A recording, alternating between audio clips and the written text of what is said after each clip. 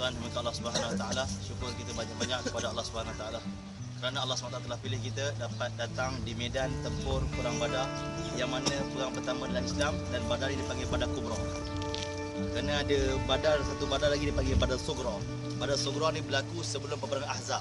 Kalau kita baca kisah peperangan Ahzab, peperangan Khandaq akan berlaku 3 peristiwa sebelum berlakunya peperangan berlakunya sebelum peperangan Khandaq berlakunya 3 peperangan yang dipanggil peperangan maklum berlaku dalam bulan puasa, dan peperangan yang Nabi SAW sertai. Kita kena faham di zaman hayat hidup baginda SAW, Nabi telah hantar 125 jemaah, dan 64 daripada jemaah tadi ialah jemaah jihad, jemaah qital, jemaah perang. Baki ni ialah jemaah dakwah. Dalam hayat hidup baginda SAW, baginda telah hantar 125 jemaah, 64 jemaah qital, yang baki dia ialah jemaah dakwah. Dan dalam 64 tu 24 saja yang dipanggil ghazwah, iaitu perang yang baginda SAW sertai. Baki tu dipanggil sariyah, perang yang baginda SAW tak sertai. Boleh Boleh faham Okey, sekarang kita berada di medan tempur Badar, dan pada asalnya, pada awalnya sahabat-sahabat Nabi SAW mereka pergi Badar ni bukan untuk pergi perang. Mereka dapat berita bahawa Abu Sufyan bawa satu kafilah daripada Mekah menuju ke Syam, dan kafilah yang Abu Sufyan bawa ni kali ni pelik, tak macam kafilah yang lain. Kerana kebiasaannya kalau orang Arab pergi ke Syam, dia akan bawa kafilah ni, ataupun kabilah yang ni ataupun kabilah yang ni, dua-dua kabilah. Tapi kafilah yang Abu Sufyan bawa pada hari itu, semua kabilah kongsi, ada kat dalam harta dia, ada share kat dalam kafilah yang dia bawa. Dan Abu Sufyan bersama 40 orang menuju ke Syam, dan berita ni sampai kepada Nabi SAW. Nabi telah hantar para sahabat 2 orang, ada riwayat kata beberapa orang, tapi 2 sahabat yang masyhur yang dihantar ialah Hazrat Sa'ad bin Zaid dan juga Hazrat Hazrat Sa'id bin Zaid, dan juga satu orang sahabat lagi, saya tak ingat nama dia. Dia berdua, Talha bin Ubaidillah, 2 sahabat, Talha bin Ubaidillah dan juga Sa'ad bin Zaid, telah dihantar menuju ke kawasan di mana kafilah Abu Sufyan sedang bergerak menuju ke Syam, dan tak jauh daripada sini, ulama kata. Maka bila berita telah sampai dan telah lapor kepada baginda Islam, baginda telah ajak sahabat menuju ke kawasan kafilah yang sedang bergerak tadi. Bukan untuk tujuan perang, tapi untuk sekat kafilah itu daripada bergerak, kerana orang Quraisy punya harta semua dihimpunkan kat situ, dan orang Quraisy telah tindas orang Muhajirin, orang Mekah yang hijrah, harta mereka dirampas dan mereka ditindas. Maka cadangan untuk sekat datang daripada baginda SAW untuk sekat pada awalnya. Dan berita ini sampai ke pendengaran Abu Sufyan. Abu Sufyan telah hantar wakil dan dapat berita bahawa kafilah dia akan disekat oleh baginda SAW dan kaumnya dan tenteranya.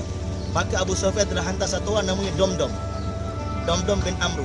Domdom bin Amru telah dipanggil oleh Abu Sufyan, kau pergi Mekah sekarang, beritahu orang Quraisy bahawa kita akan diserang oleh Muhammad. Maka Domdom telah pergi, kata ulama, dan cara Domdom pergi berbeza dengan orang sangkaan orang lain beza. Domdom pergi dalam keadaan sampai sepada Mekah, Domdom telah koyakkan baju dia dan potong telinga unta dia, dan masuk dan percikkan darah telinga unta tu kat baju dia, dan dia telah tarik unta yang penuh dengan darah lalu di kawasan Kaabah dan panjat bukit Jabal Abi Qubais. Menjadi satu adat orang Mekah, untuk orang Mekah semua bagi perhatian kalau dia nak bercakap, maka dia akan berdiri kat Jabal Abi Qubais, baru orang akan dengar cakap dia. Maka dia telah panjat Jabal Abi Qubais, baju dah koyak, darah keluar unta begitu banyak, dan unta pun dah mati waktu tu. Maka orang semua bagi perhatian pada dia bagi, dan telah sediakan, kata ulama, 1000 orang, dan pendapat yang jumhur kata 1300 orang. Telah kumpulkan daripada semua kabilah melainkan Bani Adi, ulama, melainkan Bani Adi. Dan juga semua orang pembesar-pembesar Mekah pada waktu itu semua nak pergi, melainkan satu orang, Umayyah bin Khalaf, tuan kepada Bilal bin Rabah yang dulu, Umayyah. Maka Abu Jahal, kata ulama, telah balik ke rumah dia, telah ambil satu minyak wangi, yang mana minyak wangi itu hanya dipakai oleh perempuan Quraisy. Dia macam bohor, dia keluarkan asap, macam bohor dekat Madinah kan, dia akan keluarkan asap. Tapi minyak wangi itu untuk perempuan je, dekat orang Quraisy. Dia telah bawa minyak wangi tadi, pergi kepada Umayyah bin Khalaf, nak kau pakai minyak wangi. Dia kata, apa sah kau bagi aku minyak wangi? Perempuan, kau kan perempuan, dia kata. Kau tak nak pergi perang, kau kan perempuan. Abu Umayyah bin Khalaf telah naik marah. Dia telah bangun, kata ulama, dia kata, aku siap untuk pergi perang. Aku siap untuk pergi perang. Dan mulai di mana dia kata dia siap untuk pergi perang, Abu Jahal telah suruh dia, kalau kau betul siap, kau duduk depan sekali. Dia kata, kau depan sekali. Apa-apa kau depan sekali. Dia pun pacu dia punya kuda dia, duduk depan sekali. kata ulama mereka telah bergerak menuju ke Badar. Dalam perjalanan satu lagi wakil kata ulama telah datang beritahu, wahai Abu Jahal, sesungguhnya Abu Sufyan tak kena serang. Dia telah menuju ke hampir ke laut dekat kawasan Yambuk dan menuju ke sebelah laut, dan Muhammad dan tentera tak kejar. Maka sebahagian daripada orang yang pergi daripada 1000 katanya ada 300 orang telah balik. Sebahagiannya telah balik. Kenapa? Kerana mereka beritahu, aku pergi ni bukan untuk bunuh Muhammad. Aku tak ada masalah dengan Muhammad. Aku pergi sebab dapat berita Abu Sufyan diserang dan kami daripada kabilah Abu Sufyan, daripada Bani Umayyah. Kami datang ni untuk rela Abu Sufyan, bukan untuk bunuh Muhammad. Dan Muhammad tak kacau Abu Sufyan, kami balik.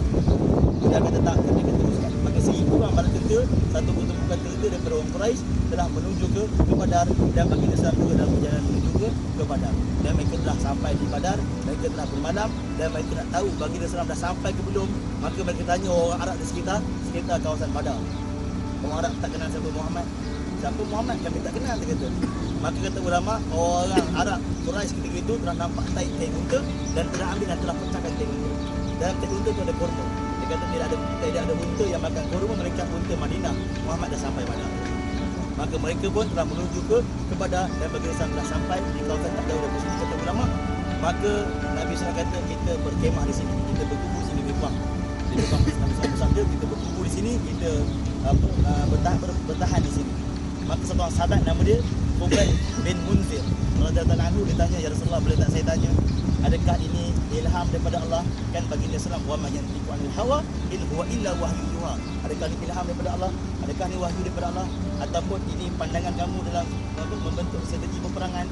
Baginda sallam berkata, ini pandangan saja. Boleh tak saya bagi cadangan? Maka baginda sallam benarkan, Fubail telah bagi cadangan. Saya punya cadangan, kita cari tempat yang ada telaga dan kita berkumpul di sana, dan kita hancurkan semua telaga yang lain supaya orang Quraisy tak dapat telaga. Dan strategi perang bertentangan dengan matahari, orang kafir kena dekat kawasan yang kena matahari dan kawasan yang lembap, di tanah yang lembap di kawasan orang kafir. Strategi perang yang dicadangkan oleh Fubail bin Munzir menunjukkan bahawa baginda SAW telah tunjukkan pada kita dalam kepimpinan baginda SAW, boleh satu orang rakyat ataupun orang bawahan bagi cadangan kepada kedua. Macam itu ulama kata. Mereka telah susun strategi, Nabi SAW telah susun strategi dan tertib perang zaman dahulu. Sebelum mula perang secara berbesar-besaran, dia akan hantar wakil, kita panggil sparring, seorang-seorang lawan. Dan orang Islam telah menang, barulah serang secara beramai-ramai. Abdurrahman bin Auf kata, ketika saya di Medan Badar, saya telah pacu saya punya unta, dan saya merasakan saya di barisan panglima-panglima Islam. Akan tetapi bila saya pusing kanan dan kiri, ada dua budak daripada diambil dua budak Ansar. Yang pertama nama dia radhiyallahu anhu, dan seorang lagi nama dia Muaz bin Amr bin Jam, radhiyallahu anhu. Dua budak. Dia kata, alangkah baiknya, kata Abdurrahman bin Auf, kalaulah saya di barisan panglima-panglima, dia kata. Ini saya di tepi budak-budak, dia kata. Kan? Di tepi budak-budak kecil. Pedang pun sini. Kata sangat bebas.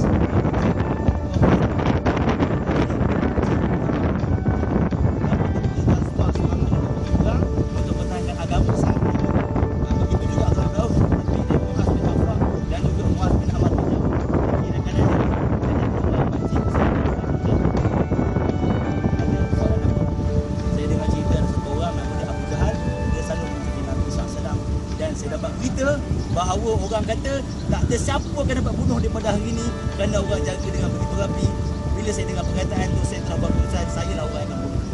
Budak kecil tadi, dia punya semangat dia, budak kecil tadi, nama dia Muaz bin Affan radhiyallahu anhu. Maka lepas budak tu tadi tanya, maka Abu Jahal telah lalu di depan Abdurrahman bin Auf, macam dia jaga dia punya tentera, dia tengah pusing buat kawalan. Dia kata, itulah orang yang kamu tanya tadi, itu yang Abu Jahal. Maka budak kecil tadi telah menuju ke hadapan dan bawa dia punya pedang dia. Seorang serang kuda dan seorang lagi serang kaki Abu Jahal. Seorang serang kuda, seorang serang kaki Abu Jahal. Dan kuda telah jatuh. Bila kaki dia ditebas, kuda terputus, kuda telah jatuh dan Abu Jahal telah cedera dan diorang kuasa Abu Jahal. Orang kata, bila Abu Jahal dah lemah, Abdullah bin Mas'ud datang pancung kepada Abu Jahal dan Abu Jahal telah mati. Sedang dia orang serang tu, Ikrimah bin Abi Jahal, masa tu belum masuk Islam lagi, anak Abu Jahal, telah nampak bapa dia sedang dibuli, sedang diserang oleh dua orang budak kecil je. Maka Ikrimah telah datang dan telah cantas tangan Muaz bin Amr bin Jamuh. Kata Muaz bin Amr bin Jamuh, saya punya tangan telah terputus, tapi tak putus habis, ada daging lebih. Jadi tangan saya terkulai, tergantung-gantung. Maka saya telah ambil tangan saya dan lempar ke belakang macam ni.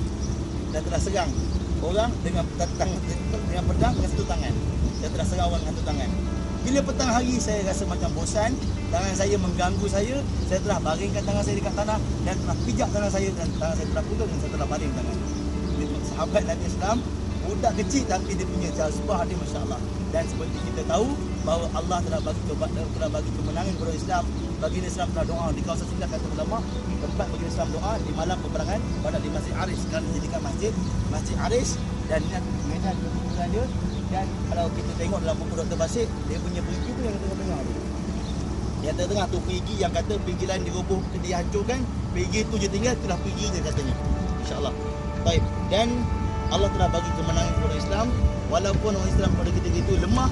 Kata Allah, walaqad nasarakumullahu bi badrin wa antum azillah. Kami telah bantu kamu dalam Badar walaupun ketika itu kamu lemah. Dan Allah telah hantar malaikat, ulama kata, telah hantar malaikat kan. Beribu malaikat telah dihantar ke Badar. Kata Syekh Humaid tu, malaikat yang turun kat bukit belakang sana. Kat rumah kita makan tu, belah belakang tu ada bukit. Bukit itulah tempat malaikat turun untuk bantu tentera Badar. Dan Badar adalah peperangan yang mana memberi kesan, yang mana mengaibkan orang Arab, yang mana tak pernah kalah, Quraisy tak pernah kalah perang, tiba-tiba kalah dengan Muhammad dan sahabat.